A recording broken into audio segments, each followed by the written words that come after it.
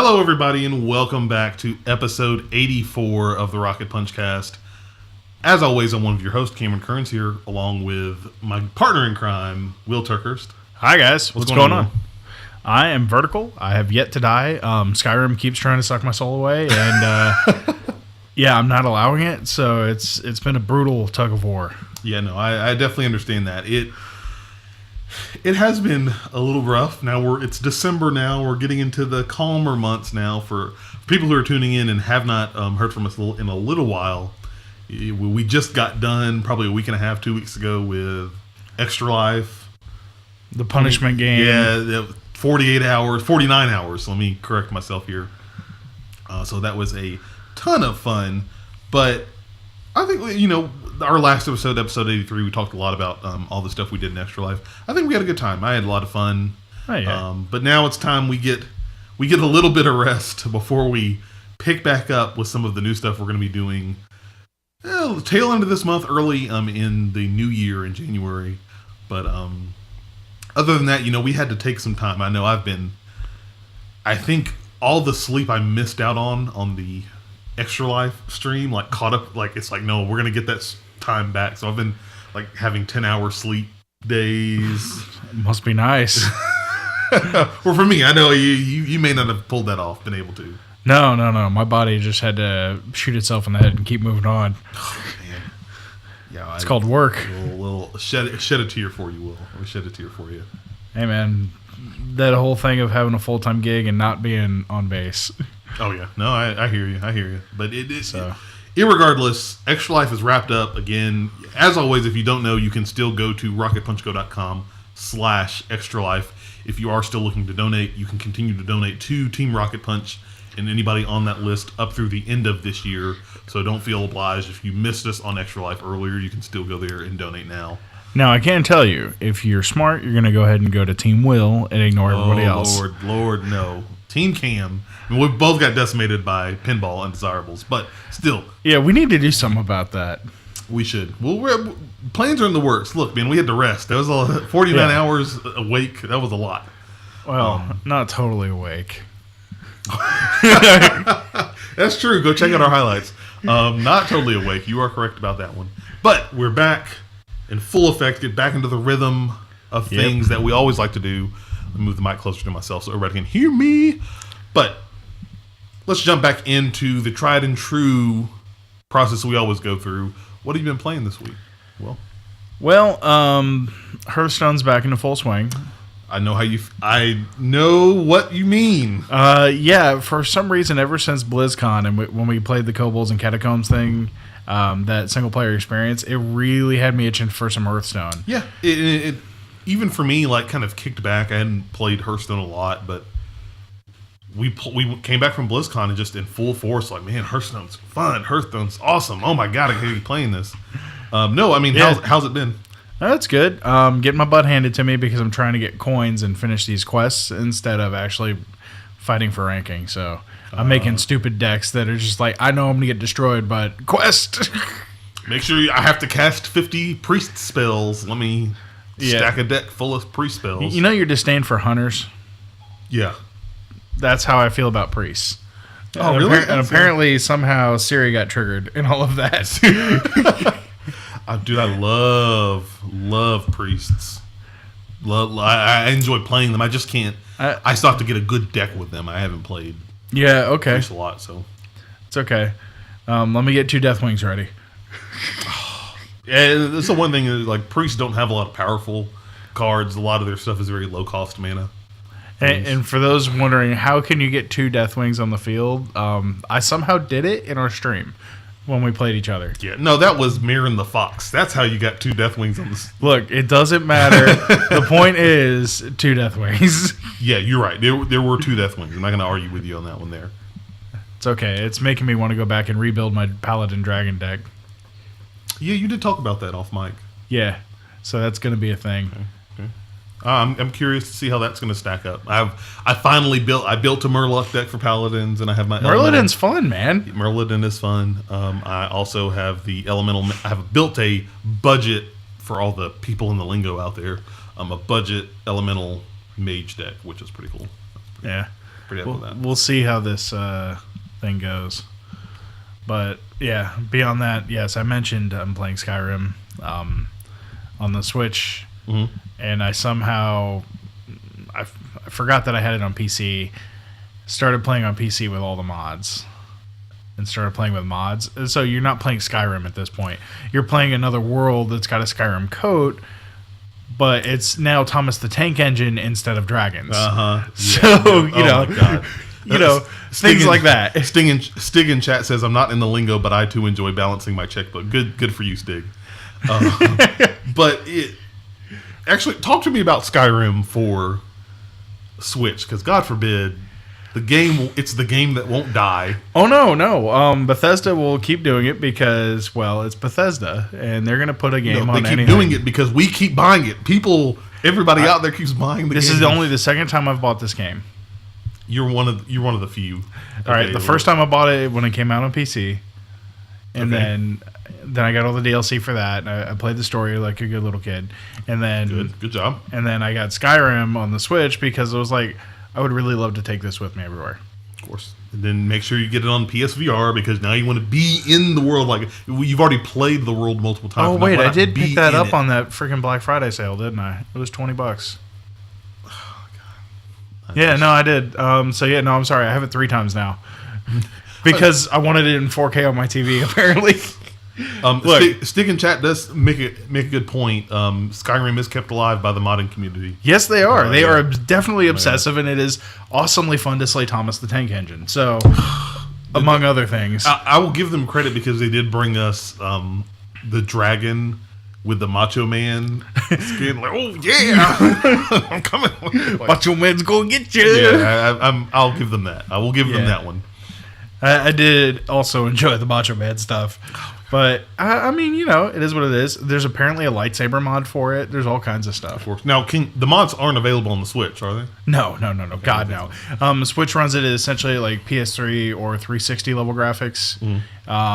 Difference is the texture sources are from the new version of Skyrim with the remastered graphics. Okay, gotcha. So you get some. It's kind of like a half step between OG Skyrim and current Skyrim. Does it run well? Yeah, I've not really had any frame issues at all. Because that would be my one concern about that game on Switch is if it run well. No, it runs fine, actually. I'm currently sneaking through a cave using a bow and arrow and daggers to kill everybody because they're chasing after this chick in town. What's that whole phrase and saying, that meme they keep throwing out? Like, they're nobody can say anything if there aren't any witnesses? Oh, yeah, no, kill all of them. Now, apparently your horse can witness you kill somebody, and that will put a bounty on your head. So then you have to kill the horse. See a horse in a court of law, like, it was him, officer. He's the one. He shanked them. I would enjoy seeing that. Any other games? Well, I would have played some Elder Scrolls Online last night, but AT&T went down. Yeah, that's a story. Yeah, I would have played some ESO, but, it is what it is. That is an interesting story in and of itself. But, no, I guess jumping into games that I've played since you had your spiel. Yeah. I played a couple. Of course, played Hearthstone. Deep into that game, I think we've both got the... we're ready for, Kobolds and Catacombs? Yes. When that comes out. Actually, this week. So, as you record this, the new Hearthstone expansion will be out. I'm sure we'll be able to give full impressions on not this week's episode, but next week's episode of Tang and Spank. I'm sure we'll be talking a huge deal. I mean, God, think about Blizzard news. Tang and Spank. We've got Kobolds and Catacombs coming up, and then we've got Overwatch League. Overwatch League. Also, I think Wing 1 of the Mythic Raid drops this next week. Really? Yeah. That'll be interesting. Oh, yeah. Sorry, Automod. And yes, Mr. Ed is a bastard and a snitch. Yeah, Automod caught that. Sorry. That's not us. It's not us. We use it because people like to come in and drop nasty jokes. Oh, yeah. But, been playing Hearthstone. Per the Extra Life stream, I started diving back in a little bit more into Horizon Zero Dawn. Got the Frozen Wilds expansion pack. I Again, revel in awe at how big the open world is on that game. Because the expansion pack is only like a small, if you look at the map, it's a small corner of the map. But like I've only gotten probably a quarter, maybe almost a third of that map cleared out. Okay. And there's a lot of space in there, so I'm really excited to dive more into that. But it's more Horizon Zero Dawn. The snow, I will definitely say the graphics and the snow physics are really cool. Like you see lumps of snow in it. When you step in there, you'll hear the snow crunch, and it'll actually leave correct footprints in the snow and distort the snow accordingly. Okay. It's pretty cool. But it's basically Horizon Zero Dawn, at least from what I've seen right now. I did fight one of the new enemies. Oh, yeah? It's called the Frost Claw. Basically, think of it as a big ass polar bear. Oh, good. And you're basically you're climbing up this mountain and you're on this ledge, and it's you and the polar bear. And one of their new little control tower things that disrupts some of the tech that you have on there. So yeah, it was pretty cool. It's pretty fun. I had a good time with it. Okay. But it definitely will give more insight into that as I go through that one. What else? Looking at my list here, else have I played? I played a game, and I beat a game. Okay. I played and finally finished Hellblade. Okay. Senua's Sacrifice. Didn't you say that was a lot longer than you thought it was? It was a whole lot longer than I thought it was. For people who are thinking about Hellblade, trying it out, I expected that game to be maybe a few hours. It was probably along the lines of a Uncharted single-player campaign. So I'd probably say about 8 to 12 hours, maybe a little bit more than that. Much as I started going, I'm like, this is going to be the end. Nope, it's not the end. Okay, oh crap. There's more, and it really, really caught me off guard. That game is good. I need to figure out. I have plans to possibly do a review on it, but that game is very, very good. It tackles a lot of themes that you really don't see in the gaming industry or the gaming landscape as of late. Okay. But I was really, really impressed at what they did. A small little indie studio like that did and pulled off. So Ninja Theory, bravo, hands claps for that. They did a really good job, but had a lot of fun with that. Wrapped that up. I was really determined to beat that. So check mark on that there. Then I also jumped into Destiny 2. Now, you already have Destiny 2 for PC. Yeah, I pre-ordered that, even though I tend to recommend not pre-ordering things because I end up being a sucker for bungee shooters. Yeah, I don't blame you. I ended up getting... I have the PS4 version, just like you. I don't have the PC version yet, though. I went ahead and jumped on the free trial. I happened to see it. I think it was before they even announced the free trial. Okay. I was on my computer, and on the Blizzard app, it said Destiny 2, and it said play. And I'm like, wait, I haven't downloaded this yet. What's going on? So I clicked it, expecting it to be like the beta. Okay. Where you play that first little part, and then it's boom. Okay, they're gonna cut you off and say, "Oh, go get the full game." Woo! I wanted to bring this up because I was very pleasantly surprised at how their beta, or not their beta, but their free trial is. Now, for people who don't know, if you're wanting to try out Destiny 2, they have now a free trial on Xbox One, PS4, and PC. Any console, it's on there. You can try it. Basically what it is, you can play up to level 8 in the game. You can go visit the first 2 worlds, which is the European Dead Zone and Titan.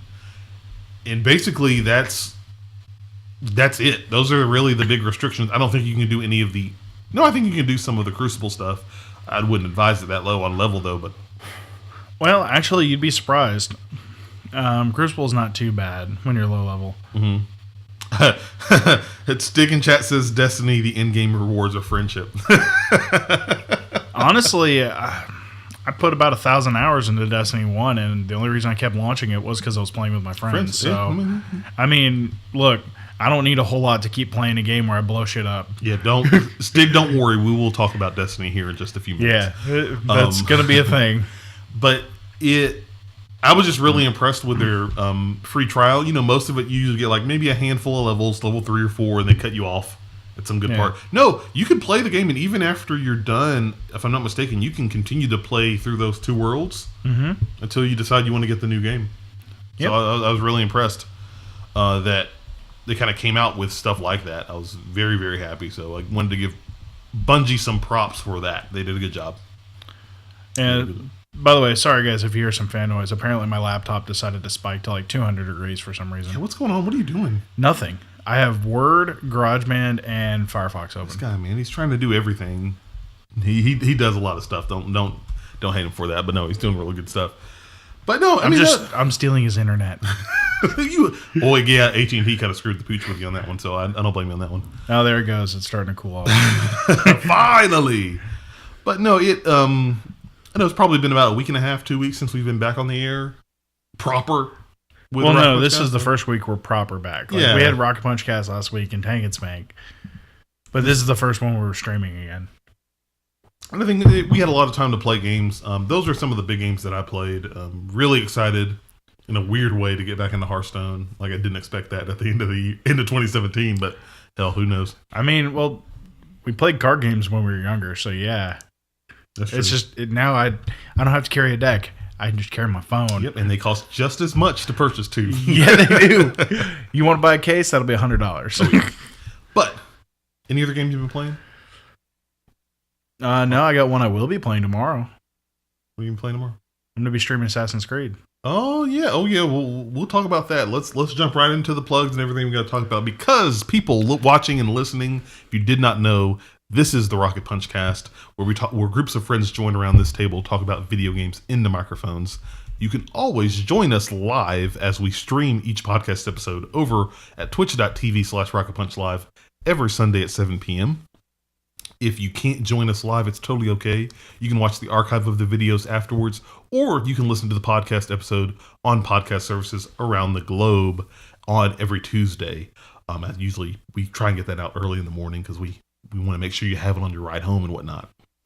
Guys, if you don't know who Rocket Punch is, you don't know what we're all about, you can always go to rocketpunchgo.com. That's going to be your place to find all of our content, all of our podcasts, our videos, everything we do is in that one nice, quaint little spot for you to consume there.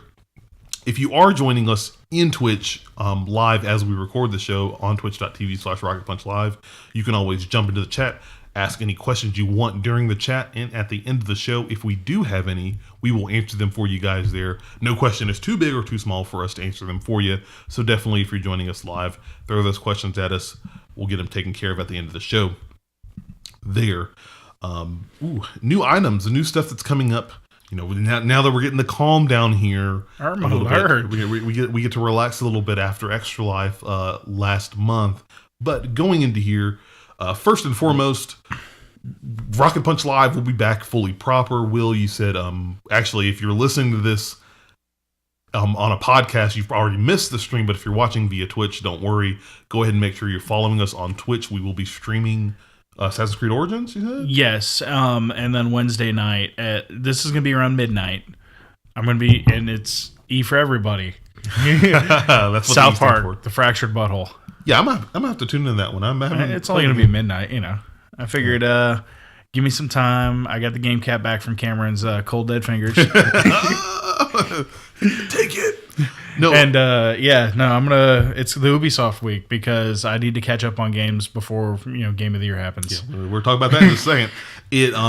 This Thursday, December the 7th. If you did not know, we will be there's the Game Awards will be streamed live on Twitch.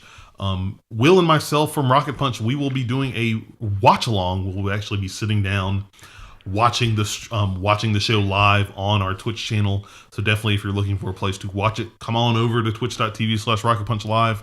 Join us in here. You'll get some lovely, colorful commentary. I'll bring snacks. I will have bingo cards set up for us to play. It's going to happen. We're playing Game Awards bingo. All right, yes. That's it. I'm getting a 6-pack of beer. We will be playing Game Awards bingo. Do you like dark beer? I don't care. It's beer. All right, good. All right, I'm gonna swing by the place and get some beer. That's a silly question for you to even ask that. Hey, man, I know you like beer. I don't know which beer. Okay. No, no IPA. I have to be in a mood for IPA. So that's right, Stig. Yes, you are joining us live.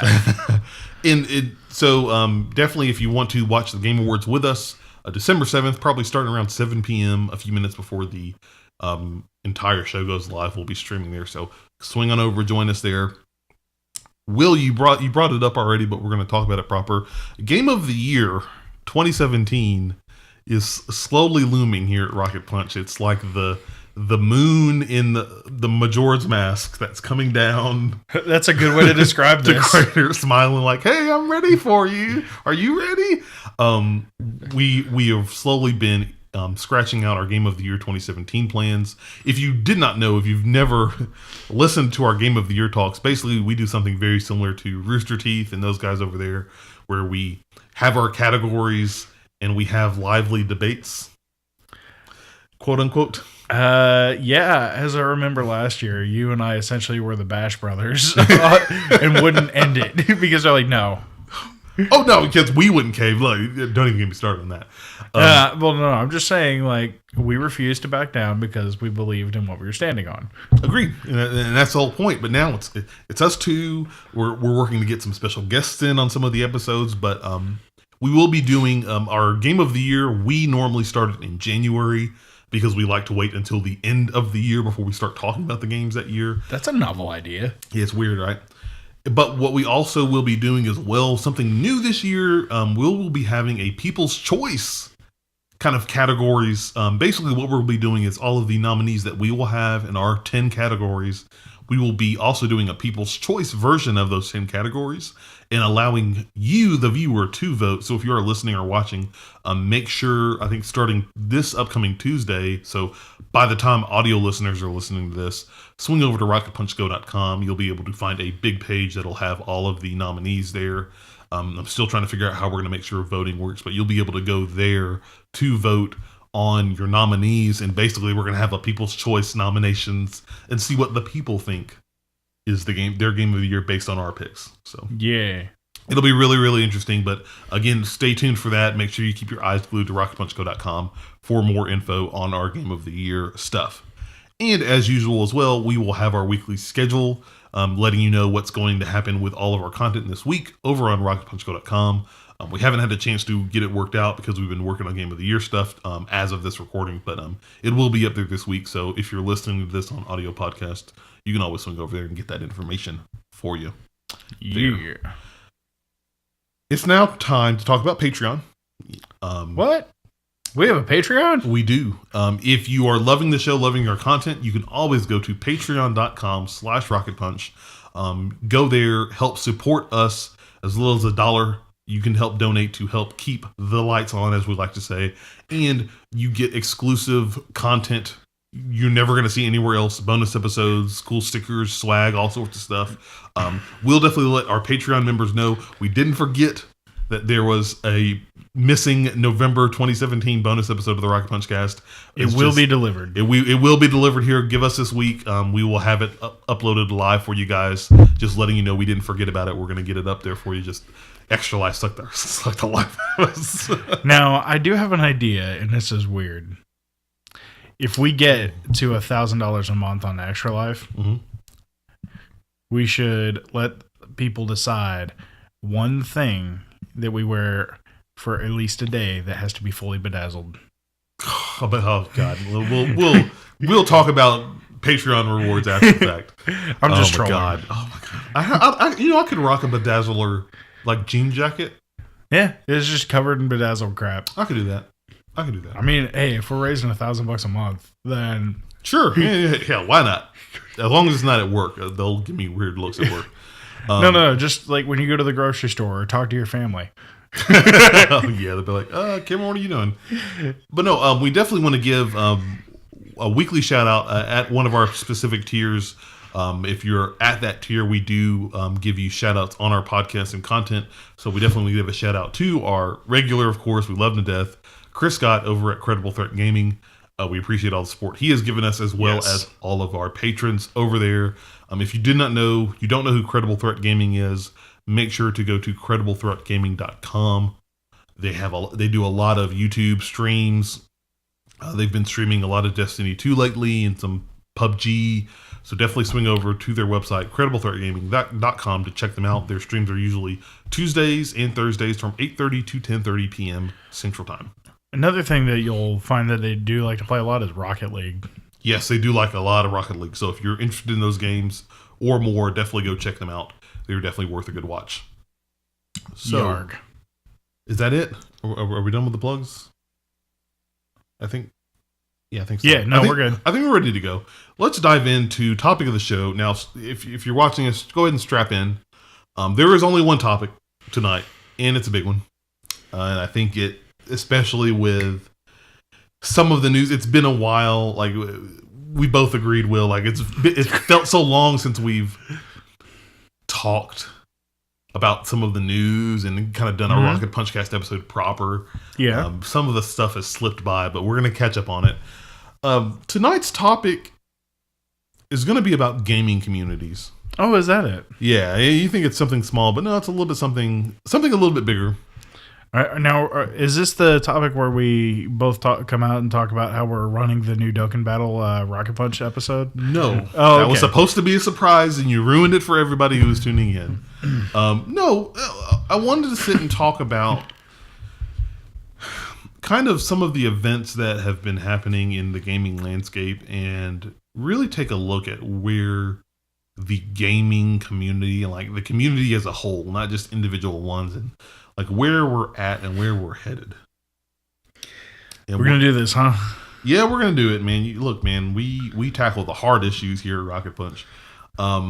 Rocket Punch Cast, where we decide to punish ourselves. Over and over again every week for your enjoyment. We said we were going to talk about Destiny 2. We brought that back up.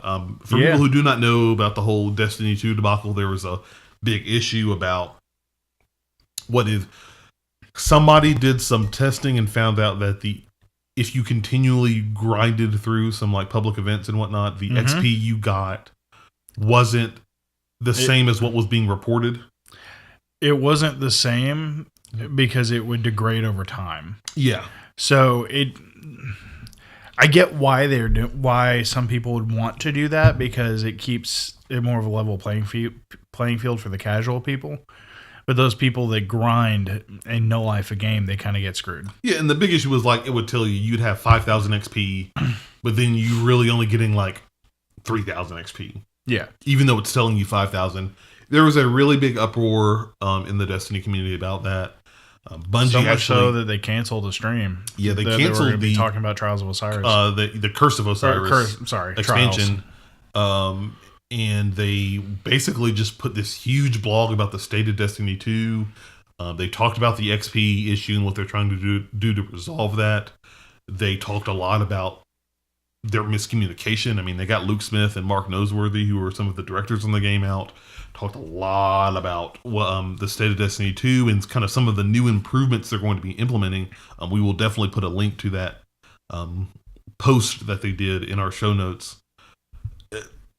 The gaming community reacted a certain way to that news, but when they heard the first news, when we got the State of Destiny 2 post after the fact, if for some reason you were a fool and you were hiding under a rock in the video gaming community, there was the Battlefront 2 debacle. Yeah, people got early access to the game and they saw the microtransaction implementations, and I mean, I don't really have to talk much about that. We've talked about that at length. Fortnite, Epic Games is filing a lawsuit against a few cheaters of their Fortnite game, including a 14-year-old boy who was using hacks and cheats to... No, not using. He was helped create them. Oh, he's helping creating them too. And oh, boy. He was banned 9 times on multiple different accounts. And, well... I know a lot behind that because I think I'm the one who sent you the article on that. I think so. Yep. Yeah, so we'll talk about that in a little bit because I think the little bastard deserves it. We will talk about it. And just like there have been different views on that as well. And there's been so many more huge events. Some examples, like just general developer communications, like when developers come out and talk about their games or don't talk about their games, and kind of the community's response to that. Another big one was the whole NeoGAF issue and debacle. You mean how NeoGAF is finally dead? Yeah, and like everybody kind of transitioned over to a reset era. I guess that's how you say it. Yeah, and well, I mean, the whole purpose behind that is, trying to have a clean and moderated community. Oh yeah, Good luck. There's so many different examples from this year alone in 2017, and I want to hear your thoughts first, Will, because honestly, I've been talking so much. I'm gonna try. Like, what is? So let's what start is with going on? Let's start with the Fortnite thing, because I know a good bit about what's going on with that. Yeah, let me just you pick different topics. Like, what is going on? So as far as the whole Fortnite debacle, there's been multiple people that they're trying to keep the integrity of the game alive, essentially, and they're also required to protect their copyrighted content and aggressively pursue it by the law, or if you don't protect it, you will lose it. Yeah. It's the whole reason Blizzard had to sue these people who are running the unofficial WoW servers and get them shut down and do the takedowns. All of that happens because if you don't protect your copyright and your trademark, you will lose it. Sure. So with that being said, essentially, Fortnite, who makes Fortnite again? Epic Games. Epic Games. So those guys they banned this kid. Let's start with the kid. Okay. A total of 9 times. So that means he had 9 different accounts. His response is not family friendly. I'm going to go ahead and flag that now. If you don't like it, plug your ears. His response summed up as "eat my ass," and there's quotes around that to Epic Games every time they notified him. So, and by the way, that's in an actual document that's being filed as part of the suit. Oh wow! Yeah. Holy crap. So, yeah, they're suing him, and honestly, he deserves it because he was helping not only to cheat in the game, he was trying to subvert their mechanics and their systems. And I believe he was working with another company that is in charge of making cheat mods. Yeah. So as far as I'm concerned, sue the shit out of him. He needs to be taught a lesson and be held as an example and be held account for his actions. And I guess now, should things be considered because he's a minor and his parents probably don't have that kind of money? Absolutely. Make it a payment plan for when he turns 18. And I guess bringing this up is not even so much the story, but like focusing around the gaming community. There have been as with all these topics and things. No, he is not geo-hot. There's a lot of polarizing opinions on this. There are a lot of people that are like, dude, he had it's 9 in the terms chances. and conditions. You had multiple chances. You should be, if they sue you, guess what? You've kind of rolled yourself in on that. There are other people like, no, this is a 14-year-old kid. You shouldn't be punished for that. And that brings up people have been talking and bringing up the quandary of, actually, this is kind of one of the first times somebody has actually enforced the fact that if you're cheating in our game, we could sue you. Like, we have the capacity. Well, he's not just cheating; he's helping make cheat software. So he's on that fine line. But also, I'm a firm believer at this point of the choices you make dictate the life you lead. So if you choose to be a fuck up, that's the best way to describe it. Then guess what? That is what it is. He made his choice, and now he gets to deal with the repercussions of it. Yeah. If you're going to tell a big game developer who has more money and lawyers than you ever will, I'm not going to say it again because then we'll have to flag this as explicit. We know what you mean. Yeah, we got you. Roll back to prior statement. Quoting this kid. So yeah, it's one of those that for me, honestly, again, not so much the issue, but just the fact on the gaming communities, how polarizing that is, but also taking it in, like what's been going on with the gaming communities and us as a whole, like what the community I feel. I don't know if you felt this too. I don't know if you felt it, people that are watching, that just the video game community has just gone through a lot of ups and downs, especially since like probably the late summer, fall time frame, with the microtransaction mess from like what feels like every game. And it feels like everybody has some opinions, but then when when developers and whatnot try to communicate and see what they're trying to do, it's still like, no. But then other people, this group of people are like, no, this is what we want. but then they're not realizing that, or maybe they are like, hey, it's going to break the game. It's going to do something like this. And it's just, with all these events and these issues, like I feel like the gaming community as a whole is in a very divided place than what it was last year. I would dare say even like the beginning of this year. And I guess, want your thoughts, like, is it something that, am I the only one that's feeling this? Are you feeling this? What are your thoughts on what's going on with the community? I feel like we're in a very weird spot. I think for a lot of folks, people are over incessant pushing of a lot of the microtransactions and the loot boxes and all that stuff. Now, as far as the whole Battlefront thing, I think it's going just too far. We're essentially locking progression behind the loot boxes. No, nobody's, believe me, we're not going to go into the huge... No, I'm just saying, like, I feel that's going too far. Like, a good example of that, of the opposite of that, is Overwatch, where everything's purely cosmetic, and if you want to win, you better polish some skills. And I guess one of the big focuses in there is, like, just us as a community, I guess bring up the point of, like, when we see these things we don't like as a community, we always hear about people doing death threats and like going to these random developers that happen to work at that studio and say, oh, random EA Battlefront 2 developer, I'm going to come to your house and I'm going to, stab you in your sleep and other et cetera, things you're thinking about. Or I'm going to come bomb your kid's house or something like that. Not even just like threats like that, like looking at the bigger whole, like when we're seeing things we don't like. I guess, give me a second. Let me get on my box here. Oh, soapbox mode engaged. Here we go. Soapbox engaged. I had a weird epiphany this week. I was sitting here really thinking, hearing all this news this past week and really trying to figure out, like, what is the gaming community? It feels like it's in a very negative place right now. That's my point. Like, we have these people doing all these death threats to these game devs when issues are going awry. People themselves are so very vocal when devs do something that quote unquote messes up, end quote. Oh, you shouldn't have been doing stuff like that. But when you don't, what's the point? One of the points I'm thinking. Number one is that, where's that positivity? Like, not even just like, and I'm not picking on just us as gamers, but like news outlets, journalists and stuff. When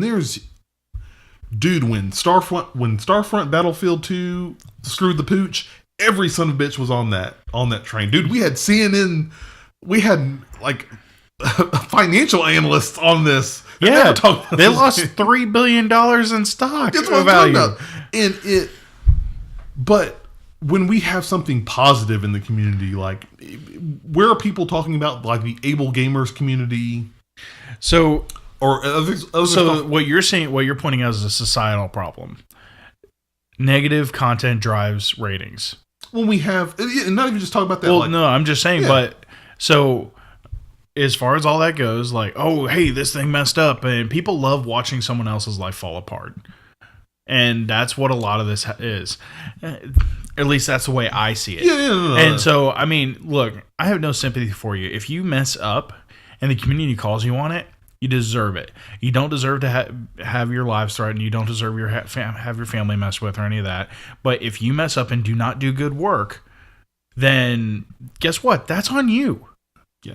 Now, that being said, if people are doing great things for the community out there and say they're getting people together and they're either raising money for children's hospitals, they're like Extra Life, if you're going out and doing Habitat for Humanity and you're building homes for people, like, that's good quality stuff, and that should be, talked about to get more people involved.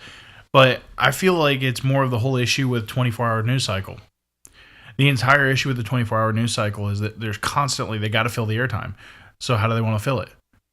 It does with garbage. Bad. Unfortunately, there's more bad than good. And that's a good point. Like, how come Extra Life and the huge amount of money, I think it was another record year for Extra Lifers that helped donate money to Children's Miracle Network hospitals, why wasn't that on CNN or Fox News or MSNBC as opposed to Star Wars Battlefront 2, people think it's gambling and they're trying to steal money from the kids and blah, blah, blah.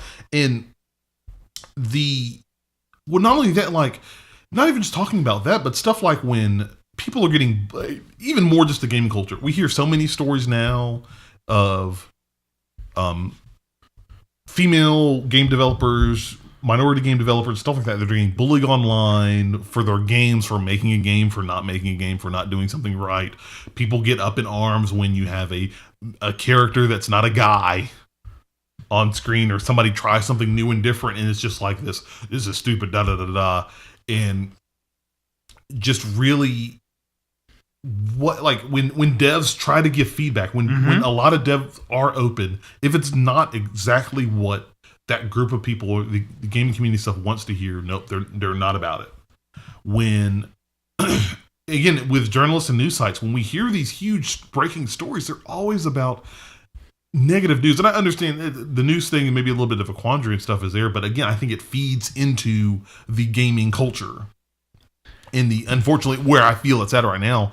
And I really just, because I was really thinking about this, I'm like, one of the things in the epiphanies that I had is that you don't see this type of interaction in any other medium, entertainment medium, movies, TV show, and music. There's never this type, like, gamers want all this access. Like, I feel like sometimes gamers just like, I want you to have a camera in the development studio so I can watch exactly what you're doing 24 hours a day on Twitch. So when you're screwing something up, I can go ahead and tell you right now, stop what you're doing. Just go ahead and remove the loot box from the entire equation or whatever. Like, they shouldn't be jumping that high.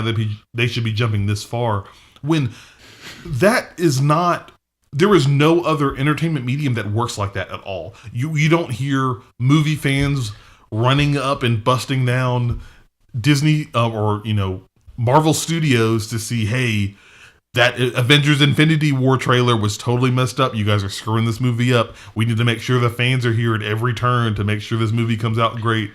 And I get what you're saying. And it's just like, but with this, I feel like with this, is it cool that we have this access? I think to a certain degree, yes, because we can actually give some feedback. Especially when developers are asking for it, because I know that games themselves are very hands-on. Movies, TV shows, music, you listen to. You're very passive in those. But with video games, you are very active in that. And part of what makes a video game great is not always how it looks, but how it feels when you're playing that game. True. So I get having that access, but I feel like, asking the question, do you think there's a chance that us as a gaming community, we are abusing some of the powers and access and abilities and the power that we have as consumers in the industry with all of this negative stuff about bullying and death threats and the vocal minority, as we always like to describe it? Like, do you think that us as a gaming community, we're taking things too far, like I said, really injecting too much of the negative and not enough of the positive in the community? Well, yeah, but also the community is going to reflect on what is actually going on. But what is being posted about the community, you're going to see a lot of that stuff regardless, because there are still going to be the drags of society. But as what they were saying, like the whole satanic era, like, yeah, no, I get it. Yeah. Pinball Undesirables in chat brings up a good point. He doesn't think that's true. There are toxic fandoms all over the place. For example, look at Rick and Morty. There are awful fans out there who blame anything that they don't like in the show or the women who write for it. Yeah, actually, Pinball, that's a great point of bringing it up, because the whole Szechuan sauce debacle. Yeah, how the fans just went nuts on that. Yeah, like going into McDonald's restaurants that didn't have any, and they were like basically holding them up, yelling for no reason for a sauce that popped up for all of 30 seconds in a Rick and Morty episode. I love, I'm all down for Szechuan sauce too, but calm down. Was a huge deal. Gonna be all right. McDonald's had to pull it out. Or basically, I don't know. They haven't decided on when they're going to release it. No, they haven't. They just said they're going to. Yeah, but and I don't disagree that there aren't toxic communities and toxic fandoms all over the place. Not only just in the video game community, but I guess just in the last couple of months, it's felt so it's worn me down, Will. I'm going to be honest with you, Will, and viewers and everybody listening. Me personally, it's really worn me down. If every time I see about, it gets really depressing about people losing their jobs, whether a game was good or not, and people coming in saying, you should have lost your job, that game was crap, or... Well, yeah, I mean, like, look, just because you're not doing a good job doesn't necessarily mean that you need to lose your job either. Yeah, there's coaching, there's ways to develop people. When developers are being told horrible information about, because they're working on their vision of their game a certain way, and they're hoping people will like their vision, and then before the game's even in their hands, people are like, no, this is crap, da-da-da. When everybody jumped on the bandwagon for Star Wars Battlefront 2 and the microtransaction stuff, but how many people were talking so vocally about Extra Life, or even like a lot of the charitable stuff, taking Destiny 2, people jumped on because we're being bamboozled for our XP, but what about all the charitable things that the Destiny 2 community as a whole has done? You barely hear anything about that. If you hear anything at all. And it just it wears me. In me personally, it wears me down. And if I have to, Cameron's being real on the mic and on stream here. If I have to hear and talk about another conversation about how some developer didn't get microtransactions right, I'm gonna throw up. It's gonna make me sick, because what have we talked about? Star Wars Battlefront 2. Forza Motorsport 7, Shadow of War. God, those are 3 that I can think of off the top of my head. 4, no, they don't do loot boxes yet, but they will. There's a huge list, and it felt like every time a gamer or developer came in and was like, just the mention of the word loot box. Oh my God, I'm gonna lose my crap. You can't have loot boxes in your game, but when I could safely say, I feel like I could safely say that a lot of gamers don't fully understand the economics of video game development as a whole. A lot of people don't understand how many millions of dollars it takes to make a game. And it's just, if you're going to do a big budget title, it's basically just like, I feel like the gaming community as a whole is, I want the biggest game. I want a game the size of The Witcher 3, Fallout 4, Legend of Zelda Breath of the Wild, and Horizon Zero Dawn combined for under $60. That'll never be profitable. And then it's just like nobody bats an eye when a studio tries to do that, and then the studio closes down. And then you're like, oh man, well, and we've heard it before. You should have charged more for the game. I would have paid more for the game. That I'm like, people that we're gonna buy this game, but then it comes out and nobody follows through, and then they wonder why their favorite developer, RIP Visceral Games, goes away. Yeah, that does still hurt a little bit. It does. It's a bad situation no matter which way you look at it. Ooh, Stig posts a link in chat. We'll have to look at that later. Actually, if you want to pull it up, you can. I don't know if you... Well, I'm actually trying to adjust AutoMod because it just messed up what Steven from Pinball Undesirables is trying to share. Yeah. So I'm dealing with that. I'm sorry. No, you're cool. I'm actually going to look at the link here for people who are listening. I'm like, what link? We'll take the link if it's good. We'll post it in the show notes as well. It's just I don't.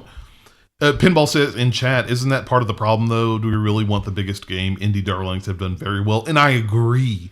Like it's just that mentality overall, especially with this open world fatigue, quote unquote, that people are saying that industry's been having lately, is that it feels like everybody as a whole, everybody's wanting these huge, sprawling open world games running at 4K, 60 frames a second.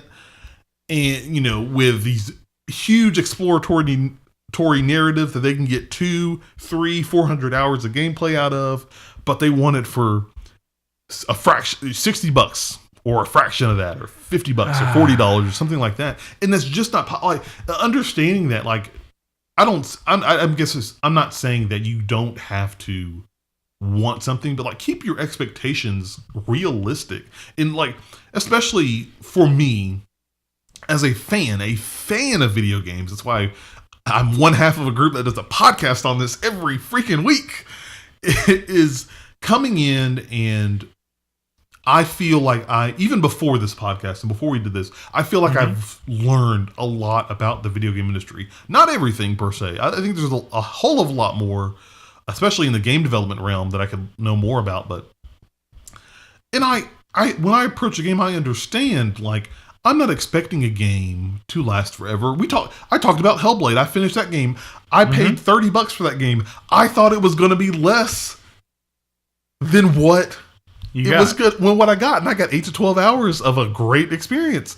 I'm gonna dig up some old bones here. No Man's Sky.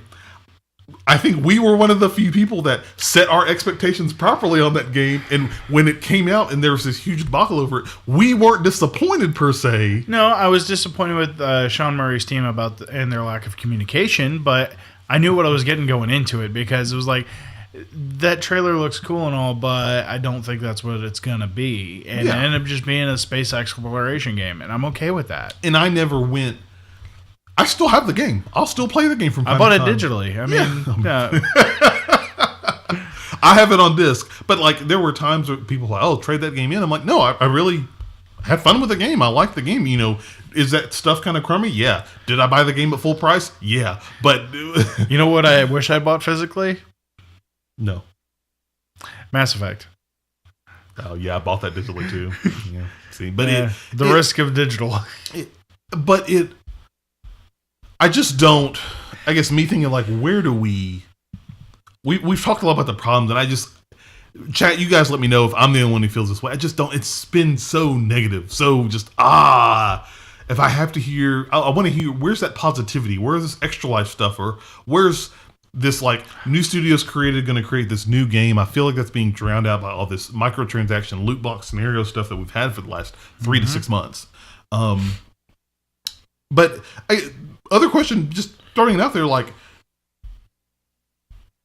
what can we do? What can, I guess I'm not going to sit here and ask you, the viewer, the listener, or Will or myself to give us like we want the end all be all answer. Like the play by play? Yeah. But like, what are things you think that maybe it's something that in order to get it going, it starts here at Rocket Punch? Like, what can we do to kind of wash away this taste of negativity? Because my other concern as well is that, what if you're a new and upcoming person who's never been a gamer and never played a game, and you're diving into this community and you're like, man, I'm a big Star Wars fan.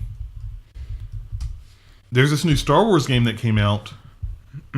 What's going on with it? And then you go ask your friends who are gamers, and you go into the community, and all you hear about are these loot boxes, and they're predatory. And then people go on these rants like video game developers are trying to take your money, and they're it's $60, but then it's not $60 because you're going to pay more for this game. Da da da da da. And they're just trying to be greedy, and the corporate overlords and EA and rah, rah, rah, and I want money and stuff like that. Like, and then it puts that person off. They're like, I don't want to play games anymore. But isn't the whole point of playing video games is to bring more people in? So like, what can we do? What is available to us to try and bring a more positive and insightful and more educated, in my opinion, light into the video game community? Don't be trash to other people. Step one. Beyond that, instead of just calling somebody out on something, if you're gonna, say, give constructive feedback, offer a solution. Okay. So be like, hey, I don't like how that was done. Maybe we could try it like this. General basic things for feedback. It's so crazy because so many developers have those tools in place, like forums and whatnot are there. It's just that people use them so irresponsibly. Well, and part of that is also going to be Reddit communities. Like, let's talk about that, because the Reddit community and that was part of what Steven was trying to post in the chat, was that link about the whole, hey, the Reddit community helped brought a light onto the scummy practices behind Battlefront 2. At the same time, the Destiny subreddit is absolutely full of hate and salt. And so it's one of those, like, if I want to talk about playing Destiny, I'll text some people, I'll do whatever, but I will never go to that subreddit because it's just a salt-fueled nightmare. Mm-hmm. And so for certain things like that, it's just like, okay, cool, I know to not go there anymore. Yeah.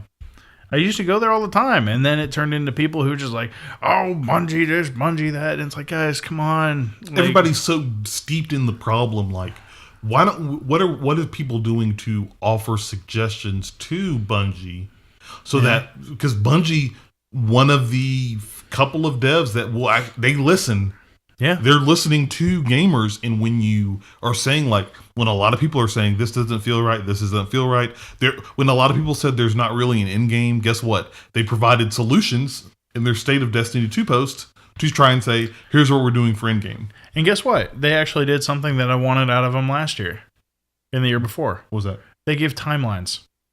Yeah, like, we never got that. Quantifiable data is like, hey, we expect to try to have this done by this time. Yes. Hey, it's not all going to be done right now, but at least, hey, check this out. We're going to have X amount of time to work on this. We're going to be bringing this feature. They're going to be bringing strong, like, actual, like, oh, guess what? We're going to bring the idea behind the whole, the elite strikes. Yep. They're going to be bringing that stuff back. And it was so good to see people sit there and go, yes, I love this communication. Continue to keep it up in there, because that was their big, I know we've talked about it, one of their big flaws in the things we dinged them on last year was their lack of communication. Yep. And I really just, I guess, me just looking like, what can we do? What can I do what can you do? What can we do to help make the gaming community something that, I don't think necessarily it has to be all sunshine and rainbows, because I believe that. No, I mean, if there's things that need to be worked on, people got to be told about it. Exactly. But I think that there are better ways to approach it other than, I'm going to come to your house and kill you because you put loot boxes in Starfront or in Star Wars Battlefront 2. You see, exactly. See, that's what hurts me. That's what hurts me, is that when I have to read, and every time I see gaming news and it's just like, oh my God, there's a huge another development in the story. First off, someone tells me that, my first response is, bring it on, give it a shot. Show up, this is where I live.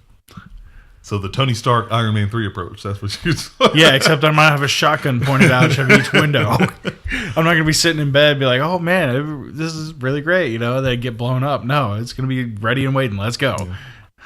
No, then you file a police report and yeah, of course, turn them in. I guess one of the other questions as well, thinking of, like, this is more philosophical. I don't know if we'll ever have an answer for this. I think there's already an answer out there. You remember that thing called the Golden Rule? Do unto others? Man, I think some people may have forgot about that. Well, I mean, that's like asking people to get on the payload, but still. But, like, really asking, what do gamers really want? What's going to satisfy? I don't think gamers really know what they want, and that's the problem. I think they have. I think Steve Jobs had the best approach to this. You don't know what you want. I know what you want. And developers just have to be able to stand up and say, you guys really have no idea what you're asking. We do know what you're going to want. They're the guys making the game. Like, they know what happens behind it. And it's not necessarily, I wouldn't necessarily say that people don't know what they want, but, like, people are so stuck, and I understand, like, money's a big deal. When you press people on money, when money's involved, is a huge deal. Well, like especially when people are, they're having to cough up money, they're now invested in this. They're like, well, hang on, So I get that. Like, what if developers came up to me and said, Cameron, guess what?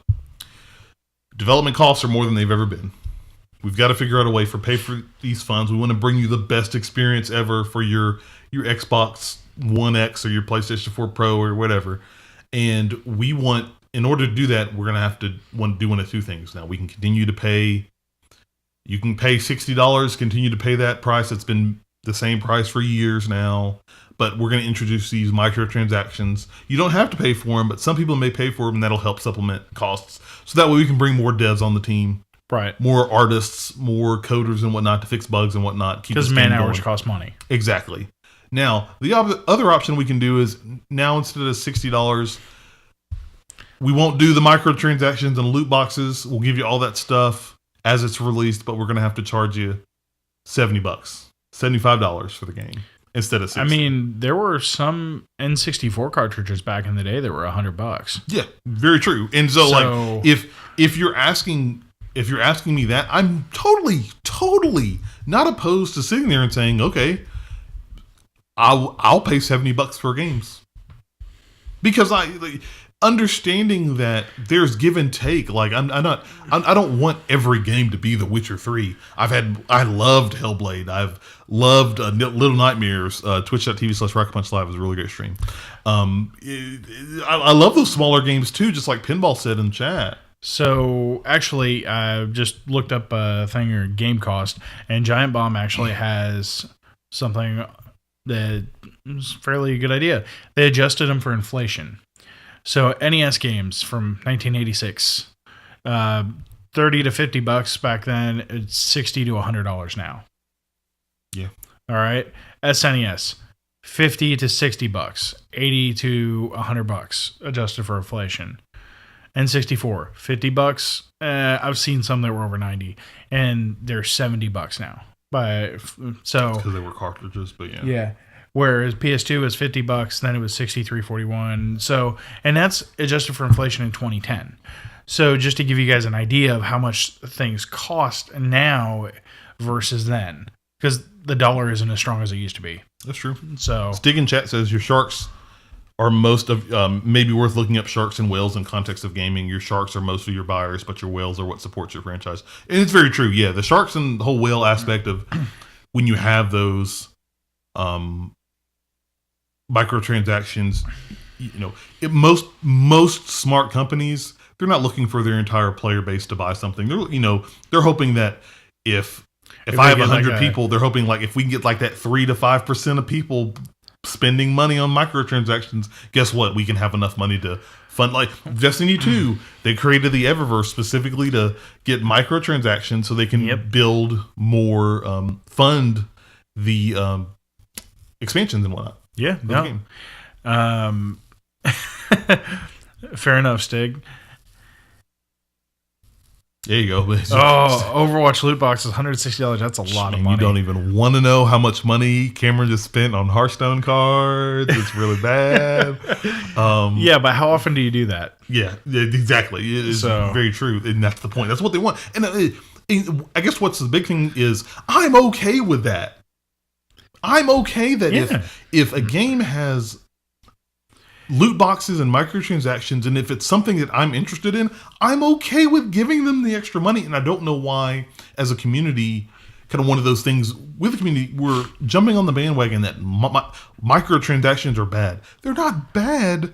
The way that they are implemented can be bad. Yes. Well, I mean, I keep going back to this, but Overwatch, it's all cosmetic. If you want to win in that game, you got to be good. Otherwise, it is what it is. Ooh, hey, Symmetra looks different now. $9.99, you get 10 loot boxes. Yes. I mean, that's literally what it is. So, but I just don't. Or you can get the Battlefront approach where progression is locked behind loot boxes. Oh man, Seth told us about that. It made me sick. That made me really sick. I'm glad I didn't buy that game. Yeah, go listen to episode 83 and listen to Seth talk about Star Wars Battlefront 2, and it just, oh man, my stomach turned when I was listening to that. But Stig brings up a point in chat. I think folks are very sensitive about gaming becoming a financially exclusive hobby. I mean, yes and no on that one, because the indies are actually keeping prices low. So, as an example, like Hellblade, $30. In a world where people meet on Discord instead of the Sandlot, money becomes a sensitive issue.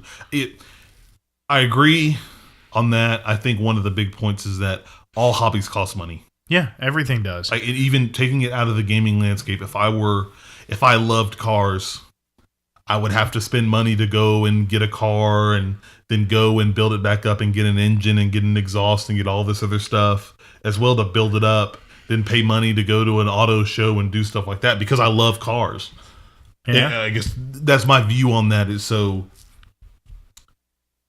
that's the point of hobbies. That's why we have these little universes, whether you're a car enthusiast or a video game enthusiast or a comic enthusiast. Or firearms, because that's a thing as well. I mean... And that costs money too. Yeah, guys, guess what? Anything in life costs money. Eating costs money. Yeah. Unless you're the farmer that raised it, and that still costs your time, which is money. Yep. Time is money, friend. Yeah. But I guess my thing I would tell everybody is, if you're a gamer, you love games like we do, like, go do something positive. I know one of the big things we do each year is Extra Life, and we make it a big deal. Yeah. As big of a deal as we can. And I've really, like, I want us as Rocket Punch really thinking about doing more positive stuff in the community, in the gaming realm, not only just here locally, but maybe as far as we can reach to, because I think that, like, I think us as a gaming community, we can do better. I think these last couple of months have just been hopefully kind of low points in the community. Knock on wood. I just really want us to, we can still run into bad things and, like, call people out on their BS when we see it, but also figuring out, like, look, getting rid of Kojima as an example. Oh, jeez. No, don't get me started. But not just saying, like, you should go die, but, like, dude, we really don't like what you're doing here. If we might offer a suggestion, maybe go this way, maybe do this, or even in the better light, I think more that would be more refreshing to me is, hey, guess what? You know what? You're doing a great job implementing this. Keep it up. Like, everybody needs to follow your example. It's a great template for what you're doing for X as game development. I just think we need to get more into that, man. So what you're saying is positive feedback needs to be as prevalent as constructive. Yeah. Agree. Yeah, I can respect that. But you know what, Cameron? What? I'm going to come to your house and kill you. No. Because I didn't make the game right. Oh, my God. No, you didn't. That text adventure game you were making for class, I'm disappointed. Oh, my God. Let me roll my eyes as hard as I can. But no, that's the big thing I would say. Just go do something positive in the gaming community. Definitely. Any final tidbits or nuggets of knowledge? Yeah. Guys and gals, I know it may be kind of hard to believe, but on the other side of your keyboard is another human being. So think of it like this. What if that was your grandma on the other side of that? Would you treat them the same way? True. That's all I got. It's like, gonna bullet point. Done. Yeah, I mean, that's it. Stick says lies. You weren't real. I don't know. I'm right here right now. What's up? And I'm wearing my freaking shirt as well. There you go. Because, SR71 Blackbirds don't get enough love. I almost changed my shirt, but I think it's very quaint that I'm wearing the Coexist shirt as we talk about gaming communities. And that's a big one we didn't even talk about, the video game wars. Look, guess what? It's real. You can have an Xbox and a PlayStation in the same household and be okay.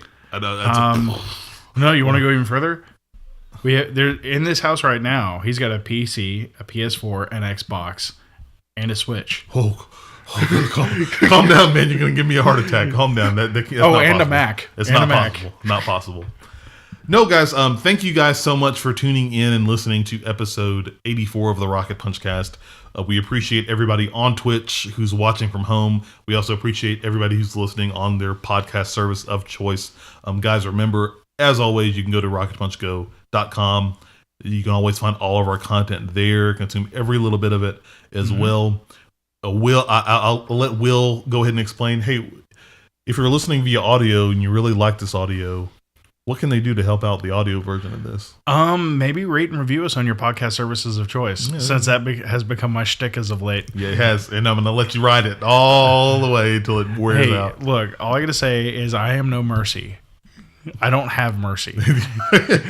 Rate and review us. Let us know where we're messing up. Let us know where we're doing good, and give us the feedback. That's the only way we're going to grow.